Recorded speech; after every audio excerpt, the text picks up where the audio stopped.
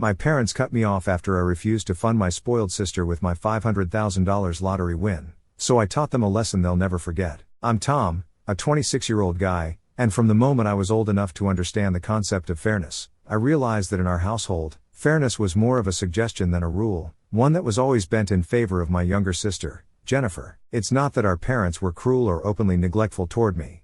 They fed me, clothed me, and made sure I had the basics. But Jennifer, with her bubbly charm, theatrical meltdowns, and never-ending wish list, seemed to effortlessly capture all their attention and resources. Even as kids, you could see it in our bedrooms. Hers was painted her favorite shade of pink the second she declared it her favorite color, with walls covered in posters of pop stars and shelves overflowing with new books and glittery toys. Mine stayed the same dull beige from when we first moved in, with hand-me-down furniture that had definitely seen better decades. If I ever asked for anything, the answer was almost always "we'll see," which was just a softer way of saying probably not. This trend of favoritism wasn't just confined to material things. It extended into how our achievements and milestones were celebrated. I remember my 10th birthday vividly. I had been really into art at the time, spending hours drawing and coloring. I thought maybe, just this once, my passion would be acknowledged. Instead, I received a pack of generic colored pencils. Fast forward 2 years, and Jennifer's 10th birthday was an extravagant affair with pony rides and a custom cake shaped like a castle, everything a kid could dream of and more. School was no different. I was a decent student, always trying my best to bring home good grades, hoping that maybe this would be the thing that would get me a bit of the praise Jennifer seemed to get so effortlessly. I made the honor roll several times in high school. Each time, I rushed home with a certificate, hoping for a reaction that amounted to more than an indifferent "that's nice." But when Jennifer got a B+ on a test, it was as if she had won a Nobel Prize. They even took her out for a fancy dinner to celebrate, something that never happened with my academic achievements. As we grew older, the material and emotional discrepancies grew even starker. High school graduation is supposed to be a big deal for every teenager, right? When I graduated, I got a handshake from Dad and a card with $50 from Mom, which was nice but pretty underwhelming. It felt like a pat on the back rather than a celebration of years of hard work. But when it was Jennifer's turn to graduate, the whole 9 yards rolled out. A brand new car waited for her in the driveway, complete with a big red bow. That night, they threw a party that felt more like a royal banquet. Relatives I hadn't seen in years showed up, and there was so much food and laughter, the kind that had been absent during my own graduation. Living under this constant shadow of indifference, I started to feel like maybe I was the problem. Maybe there was something inherently unlovable about me, or perhaps I just wasn't meant to succeed. These thoughts took a toll, and I found myself grappling with anxiety and depression. No amount of personal achievement seemed to bridge the gap between how our parents treated Jennifer and me. It wasn't just the material things. I could get over not having the newest gadgets or designer clothes, but the emotional disparity was debilitating. I felt unseen, unheard, and fundamentally inadequate. When I found a good job that was paying good money, I broke the news to my parents. Their reaction was predictably practical. They didn't ask if I had found a nice place or if I was excited about this new chapter in my life. Instead, they saw it as a financial opportunity for themselves, immediately suggesting that I should start saving up for Jennifer's future wedding, despite her not even being in a relationship. It was always about her, about preparing for her needs and wants. They seemed to view my income as another resource to be allocated for Jennifer's benefit. I tried to protest, to explain that I had my own life and financial goals to consider. Their response was a mix of disappointment and disbelief. How could I be so selfish? Wasn't family supposed to come first? The guilt was immense. Years of being conditioned to put Jennifer first made it incredibly hard to advocate for myself. But deep down, I knew that if I didn't start setting boundaries now, I would never be able to lead the life I wanted. So I made a plan. I would contribute a small amount to this hypothetical wedding fund to keep the peace, but I would also start saving secretly for my own dreams. I had always wanted to start my own business, a niche apparel company for little girls, focusing on frocks and dresses. It was a dream I had harbored for years, and with my new job, I finally had a chance to make it a reality, if only I could navigate the financial and emotional minefields that came with my family dynamics. As much as I'd like to say things got better as Jennifer and I got older, that just wouldn't be true. The favoritism that marked our childhood only seemed to intensify with each passing year, especially as we moved into those big milestone moments that every family likes to celebrate. But in our house, some celebrations were more equal than others. Jennifer's Sweet 16 was a spectacle right out of a movie. Our backyard transformed into a fairy tale garden with twinkling lights strung from every possible point, a DJ blasting the latest hits, and a buffet spread that could feed an army.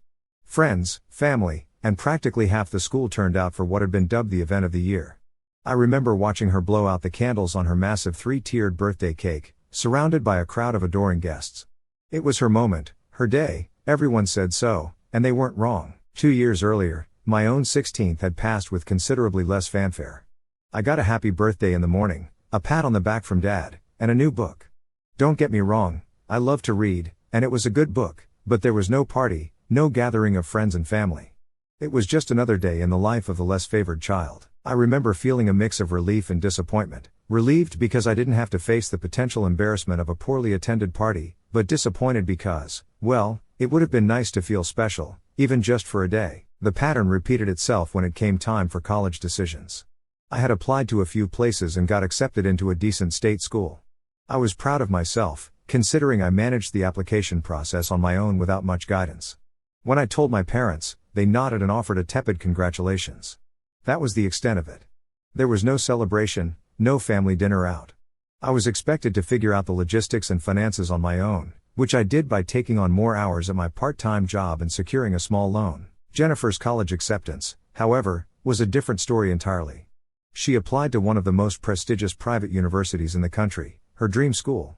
When the acceptance letter arrived, it was as if she had single-handedly cured a global pandemic. The celebrations were immediate and extravagant. My parents threw a huge party the same day the letter came, with champagne and a fancy cake proclaiming "Congratulations, Jennifer." Relatives I hadn't seen since Jennifer's sweet 16 poured into our house, bringing gifts and praising her achievement as though she had leapt over the moon. Throughout the party, I stood on the sidelines, watching the spectacle and feeling like a ghost in my own home. No one asked about my plans, my college, or how I felt. It was all about Jennifer, always about Jennifer. I remember retreating to my room early that evening, feeling a familiar sting of tears that I quickly wiped away. It wasn't just the lack of attention that hurt, it was the profound sense of isolation within my own family, the unshakable feeling of being perpetually second best, no matter what I did. College life offered me the anonymity and fresh start I craved. Here, no one knew Jennifer, and I wasn't overshadowed by her accomplishments. I made friends, joined clubs, and even started dating a little. For the first time, I felt like I was more than just Jennifer's older sibling. I was my own person with my own interests and ambitions. Despite the newfound freedom and personal growth, the inequity at home never fully left my mind. Each phone call with my parents somehow looped back to Jennifer's college experiences, her new friends, and the exciting opportunities she was exploring. Navigating this dynamic was a balancing act. On one hand, I wanted to pull away to shield myself from the constant comparisons and disappointments. On the other, I still longed for my parents' approval and love, as elusive as they seemed. This internal conflict was a constant companion throughout my college years, a reminder of the complicated family ties that bound me even as I tried to stand on my own. As graduation neared, I braced myself for another round of unequal celebrations. I planned a small dinner with friends to mark the occasion, knowing better than to expect any grand gestures from home. It was bittersweet, acknowledging how far I had come despite the lack of support, but also realizing that in my parents' eyes, I might never measure up to Jennifer, no matter what I achieved. But I was learning, slowly and painfully, that perhaps I didn't need to. After graduation, the real world hit me like a ton of bricks. I was armed with a degree and a boatload of ambition, but also the stark realization that I was pretty much on my own.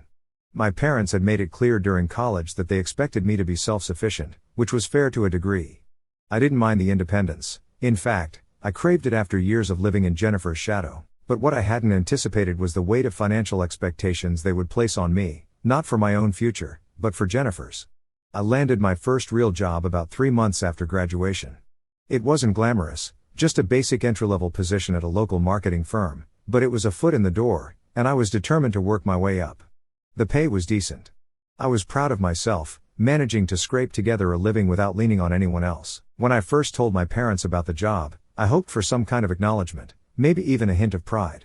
Instead, their reaction was muted, almost as if they expected more. "That's nice, dear," was the extent of their enthusiasm. There was no congratulatory dinner, no celebratory phone calls, just a brief acknowledgement before the conversation shifted back to Jennifer, as it always did. Jennifer was still in college at the time, living it up at her fancy private university, her expenses fully covered by my parents. She called me occasionally, mostly to brag about her social life or complain about her workload. I listened, offered advice, and bit back the envy that gnawed at me whenever I hung up the phone. About a year into my job, something shifted at home. My parents started hinting about financial contributions, specifically, How I should start thinking about helping out with Jennifer's future expenses. At first, it was subtle, just offhand comments about how expensive Jennifer's senior year was going to be or the cost of living in the city where she wanted to intern. But then the hints became requests, and the requests became demands. One evening, during one of our dinners that actually involved a two-way conversation, my mom laid it out plainly. "You know, Tom, now that you're working and all, we were thinking it might be nice if you could start setting aside some money for Jennifer's graduation. Maybe help out with her student loans when the time comes." I was taken aback. "Mom, I'm just getting started myself. I have loans too, and rent, and..." "But you're the older sibling," she interrupted, her tone firm. "It's your responsibility to help out. We've put so much into Jennifer's education. It wouldn't be fair for you not to contribute." The notion baffled me. Fair? What about all the years of imbalance, of celebrations for Jennifer's every minor achievement while my milestones passed without fanfare? What about the fact that I had struggled through college financially while Jennifer had everything handed to her on a silver platter? I tried to voice my thoughts, to explain how this expectation felt unfair and one-sided, but as usual, my concerns were brushed off. "You're being too sensitive," my dad chimed in. "We're just asking for a little family support here." The conversation left me reeling. I was frustrated, hurt, and angry. I had worked hard to establish my independence, to prove that I could make it on my own, and now they were asking me to hand over my hard-earned money to support the golden child, the sister who had never once had to worry about money or make any real sacrifices. Despite my resistance, the pressure didn't let up. Over the next few months, every call seemed to include some mention of my financial obligation to Jennifer. When I received a modest raise at work, my parents saw it as an opportunity for me to increase my contributions to Jennifer's fund. It was as if my own financial goals and responsibilities didn't matter, as if my sole purpose was to ensure Jennifer's comfort and success. Feeling cornered and obligated, I agreed to a small monthly contribution. It wasn't much, but it was what I could spare without jeopardizing my own financial stability. I hoped this would appease my parents and put an end to the constant badgering. But internally, I felt a deep resentment building, not just toward my parents, but toward Jennifer as well, even though I knew it wasn't entirely her fault. This financial strain added a new layer of tension to our already complicated family dynamics. I felt like I was being used, like my own aspirations and needs were secondary to Jennifer's. It wasn't just about money, it was about the fundamental lack of fairness that had colored my relationship with my parents my entire life. I was always the afterthought, the backup plan, never the priority. The situation forced me to reevaluate my relationship with my family. I began to pull back to protect my own mental and emotional well-being.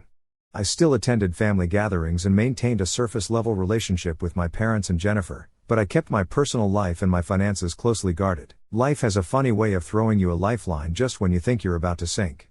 For me, that lifeline came in the form of a $500,000 lottery win, a stroke of luck so unexpected it felt like I had stepped into an alternate reality. But as thrilling as it was to suddenly have $500,000 in my bank account, this windfall also brought a new set of challenges, particularly with my family. I found out I had won on a Tuesday evening. I remember staring at the lottery website, refreshing the page over and over again, unable to believe my eyes. The numbers matched perfectly. I had actually won. After years of scraping by, of budgeting every dollar and feeling like I was always on the financial back foot, this was a game changer. I didn't tell anyone at first. I spent a sleepless night thinking about all the things I could do with the money. I thought about paying off my student loans, investing in some real estate, maybe even taking a trip to Europe, something I'd always dreamed of but never thought possible. But above all, I thought about my business idea, a niche apparel company for little girls. It was a dream I had harbored for years, something I was truly passionate about but had never had the resources to pursue. A few days later, after I had confirmed the win with the lottery office and set up an appointment with a financial advisor, I decided it was time to tell my family. I knew this would be a delicate conversation, given our complicated history and the ongoing tensions over money. I called a family meeting. After dessert, I finally broke the news. "I won the lottery," I said, trying to keep my voice steady. $500,000. The reaction was immediate and intense. My parents stared at me, mouths agape, while Jennifer squealed with excitement. For a moment, there was a buzz of congratulations, hugs, and laughter. It felt good to share the news, to see their genuine happiness for me. But then, as the initial shock wore off, the conversation took a predictable turn. "That's incredible, Tom," my mom said, her tone hopeful, almost expectant. "You know, this could really help with Jennifer's grad school." "Yeah," my dad chimed in. "Think about what this could mean for her future. You could fully fund her education abroad. It's a once-in-a-lifetime opportunity." I felt my stomach knot. This was exactly what I had feared. The money had barely settled in my account, and already they were making plans for it. Plans that had nothing to do with my dreams or needs. I've actually been thinking about that, I said, drawing a deep breath. I'm planning to use the money to start my own business. It's something I've always wanted to do, and now I finally have the chance. The room went quiet. My parents exchanged glances, their expressions shifting from excitement to confusion and then to disappointment. But what about Jennifer? My mom asked, her voice tinged with disbelief. Don't you think helping your sister should be your priority? I could feel the old guilt creeping in, the familiar pressure to put Jennifer's needs above my own. But this time, something was different. This time, I had the means to change my own life, to pursue my own happiness. I wasn't going to give that up, not again. I love Jennifer, and I want the best for her, I said firmly. But I need to think about my own future too. I've been putting her needs ahead of mine for most of our lives. Now I need to use this opportunity for myself. The conversation that followed was difficult. My parents argued that as the older sibling, it was my duty to support Jennifer. They said I was being selfish, that family should come first, the same old lines, the same old guilt trips. But I stood my ground. For the first time, I felt like I had the power to make my own decisions, to define my own priorities. It wasn't just about the money, it was about respect, about finally being seen as an individual with my own goals and dreams. They insisted that I needed to hand over all the money so they could send Jennifer to an elite graduate program abroad. Apparently, she'd always dreamed of studying in Europe, and this was my chance to make it happen. I was stunned. Here I was with a once-in-a-lifetime opportunity to change my life, and they expected me to just give it all away to my sister's whims. When I told them I planned to use the money to start my business, they flew into a rage. They called me selfish and ungrateful. They said I was a terrible son and brother for not putting family first. According to them, I owed it to Jennifer to fund her dreams since our parents had sacrificed everything for us growing up. I stood my ground and refused to give them the money. I explained that I had my own goals and aspirations that were just as valid as Jennifer's, but they wouldn't hear it. They gave me an ultimatum, either hand over the lottery winnings or move out immediately. It was a hard decision, but I chose to leave. I packed up my things and found a small apartment across town.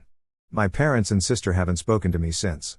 Sometimes I feel guilty and wonder if I did the right thing, but another part of me feels free for the first time in my life. After moving out of my parents' house, I threw myself into my work. I was determined to save as much money as possible to get my business off the ground, but I also wanted to prove to myself that I could succeed on my own terms. About a month after I left, my parents reached out to me. I was hopeful at first that they wanted to reconcile, but it quickly became clear they had an agenda. They started by saying they missed me and wanted to make amends. Then they dropped the real reason for the call. Apparently, Jennifer had been accepted into her dream graduate program at a prestigious university in London. My parents were thrilled, of course, but there was a catch: the tuition and living expenses were astronomical. They didn't have nearly enough saved up to cover it. That's where I came in. They wanted me to loan them a large portion of my winnings to fund Jennifer's education. They promised they'd pay me back eventually, but I knew that was unlikely to happen. When I hesitated, they laid on the guilt trip thick. They talked about how this was Jennifer's one shot at her dreams, how she'd be devastated if she couldn't go, how I'd be ruining her future if I didn't help. I stood firm and told them no. I explained again that I was using that money to start my own business. They got angry and accused me of being selfish again. My mom actually said, "I guess the money has changed you. You used to care about your family." That really stung. I've always cared about my family, even when they didn't seem to care much about me, but I realized in that moment that nothing I ever did would be enough for them.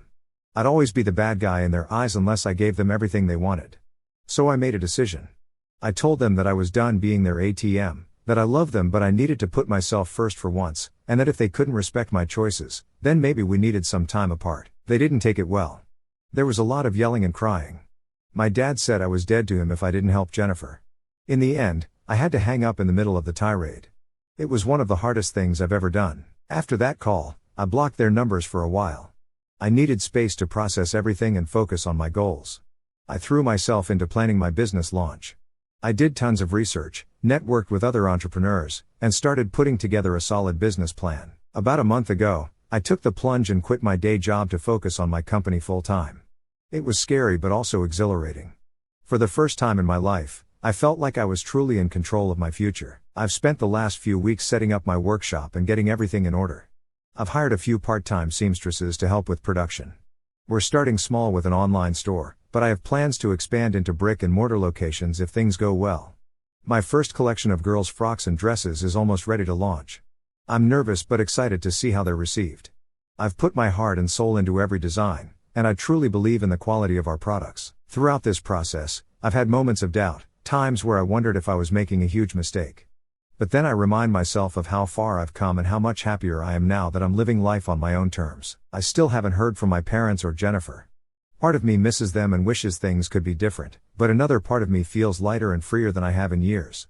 I'm learning to be okay with the distance and focusing on building the life I want. So that's where things stand now. I'm about to launch my dream business and start a new chapter in my life. I'm nervous but optimistic about the future. Thank you all again for your support and encouragement. It really helped give me the strength to stand my ground and pursue my goals. First, some good news: my apparel business has really taken off. Our online store has been doing great with steady sales and lots of repeat customers. The frocks and dresses have been a hit, especially our line of matching sibling outfits. We've even had a few of our designs featured in some popular parenting blogs. About 2 months ago, I took a big leap and opened a small brick-and-mortar boutique. It was nerve-wracking, but it's been doing well so far. There's something really special about seeing little girls try on our dresses in person and twirl around the store. It makes all the hard work feel worth it. I've been working long hours, but I love what I'm doing. For the first time in my life, I feel truly fulfilled and proud of my accomplishments, and the best part is, I did it all on my own terms. Now for the not so good news. Last week, I got an unexpected call from my parents. I almost didn't answer, but something told me I should. As soon as I picked up, I could tell something was wrong. My mom was crying, and my dad sounded more subdued than I'd ever heard him. They told me that Jennifer had gotten into some serious trouble. Apparently, she'd been working part-time at a local boutique while applying to grad schools. My parents had been supporting her financially, but it wasn't enough to fund her lavish lifestyle.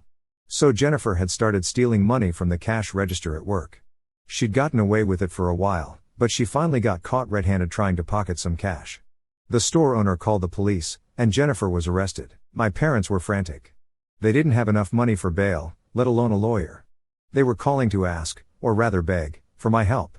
They needed several $1,000s to get Jennifer out of jail and start building her legal defense. I was conflicted. On one hand, I was still hurt by how they treated me. A part of me wanted to tell them they'd made their bed and now they had to lie in it. But on the other hand, I knew jail could be a dangerous place, especially for a young woman. After thinking it over, I decided to help, but on my terms. I agreed to pay Jennifer's bail, but I made it clear this was a one-time thing. I told my parents I'd transfer the money directly to the bail bondsman, not to them, and I made it clear that this didn't mean I was opening my wallet for them whenever they wanted. They were grateful, albeit a bit taken aback by my conditions. For once, they didn't argue or try to guilt me into giving more. I think the gravity of the situation had finally made them realize they couldn't keep taking me for granted. After Jennifer was released, my parents called again. This time, their tone was different. They actually apologized for how they treated me over the years. They said seeing me succeed with my business while Jennifer floundered had opened their eyes to how unfair they'd been. They asked if I'd consider moving back home, saying they missed me and wanted to make amends. I was touched but wary. I told them I appreciated the apology, but that I was happy living independently. I suggested we start with small steps, maybe a family dinner once a month to rebuild our relationship slowly.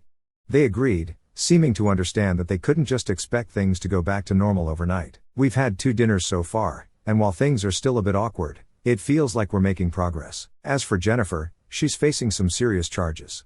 My parents are scrambling to find her a good lawyer. They haven't asked me for more money, which I appreciate. I hope this serves as a wake-up call for her to get her act together. So that's where things stand now.